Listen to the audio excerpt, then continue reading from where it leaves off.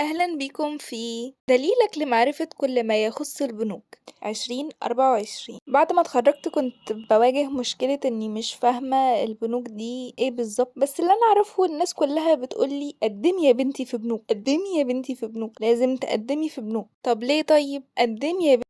المهم فقلت اعرف ايه هي البنوك دي واعرفكم معايا. وبسم الله الرحمن الرحيم. بنقدم ازاي على شغل في البنوك؟ اغلب البنوك بتنزل اعلانات الوظائف على لينكد ان بطريقتين. طريقه ان هم بيعلنوا عن الوظيفه في الجوبس، والطريقه التانية ان هم بيكون عندهم HR بيعلن عن الوظيفه على البروفايل بتاعه. يعني بيبقى زي بوست كده بينزله وبيقول ان هو البنك فتح التقديم على اي بوزيشن موجود، وللتقديم بيسيب ايميل. الوظائف بقى اللي بتبقى متاحه للخريجين بتتراوح ما بين 3 وظائف تقريبا، هم تيلر وكاستمر سيرفيس وسيل. البنوك اغلبها بتقبل خريجين 3 سنين قبل كده، يعني لو احنا في 24 هما بيقبلوا لحد دفعة 21 تقريبا. ايوه لحد 21، وبيكونوا طالبين سكيلز مش معقدة. اغلب بتتقبل او بتترفض على حسب التست اللي هما بيعملوه ليك والنتيجة بتاعتك فيه كانت عاملة ازاي، واكيد الانترفيو برضو طريقتك وانت بتتكلم او كنت عامل ازاي، ده برضو اكيد هو ده اللي بيفرق. والتقدير بقى ما شفتش اعلانات الوظائف حد مركز على التقدير، بس شفت ان في بنوك طالبة عادي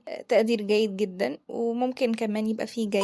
فتمام، نيجي بقى للخطوة اللي الناس كلها عاملة شقلباظات على البنك بسببها، هي ان مرتباتهم تحفة. يلا نشوف التحفة دي عاملة ازاي. اكتشفت وانا بدور كان لكل وظيفة يعني مرتب مختلف غير التانية، وكل بنك بيبقى ليه رينج مرتبات غير التاني. يعني في الاغلب البنوك اللي هي الاجنبية هي بتبقى مرتباتها اعلى بكتير من البنوك المحلية او المصرية عادي. فدلوقتي لو انت عايز تقدم على بنك، انت عارف هتبص على ايه؟ دخلت على ويب سايت، المفروض ان المرتبات اللي عليه دي بتبقى حقيقية بنسبة 60% 50% حاجة كده، لان الويب سايت بيشترط على كل حد بيدخل على الويب سايت نفسه ان هو يدخل هو بيشتغل فين، المرتب بتاعه كام، ومش بيديله اي اكسس على المعلومات اللي جوه الويب سايت غير لما يدخل المعلومات دي. فده بيساعد ان هو الويب سايت يجمع معلومات اكتر وداتا اكتر عن الشركات والبنوك وكل الاماكن المرتبات بتاعتها عاملة ازاي جوه مصر وبره مصر.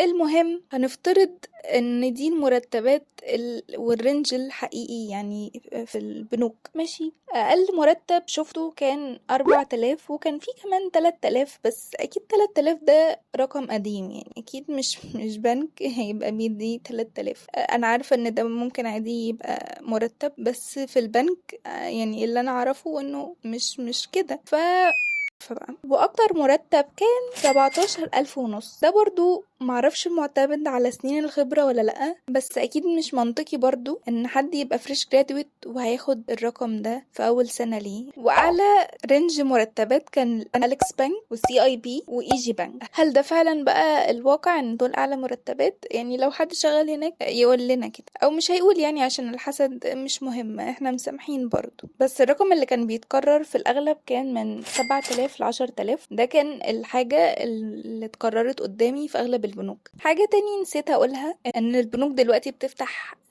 وظايف كول سنتر بتبقى اوت سورس. ده يعني بيبقى شغال للبنك بس بره البنك، يبقى مش عندك عقد ثابت مع البنك.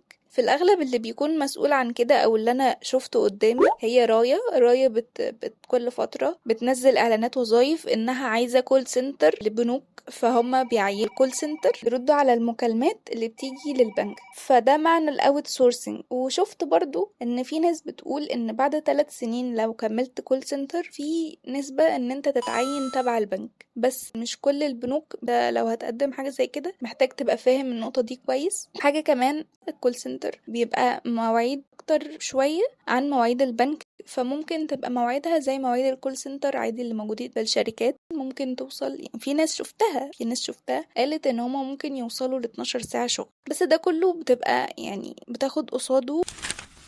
اللي لما شفت كان المرتب بتاع الكول سنتر كان اعلى شوية من التيلر ومن الحاجات الباقية. بس كده، دي كل المعلومات اللي قدرت اوصل لها ليها علاقة بالشغل في البنوك. لو في اي معلومة جديدة عليك او اول مرة تعرفها في الفيديو، فده معناه ان الفيديو عجبك، فاعمل لايك وسبسكرايب، واشوفكم في تحريات جديدة. بالمناسبة السلسلة دي اسمها تحريات في سوق العمل.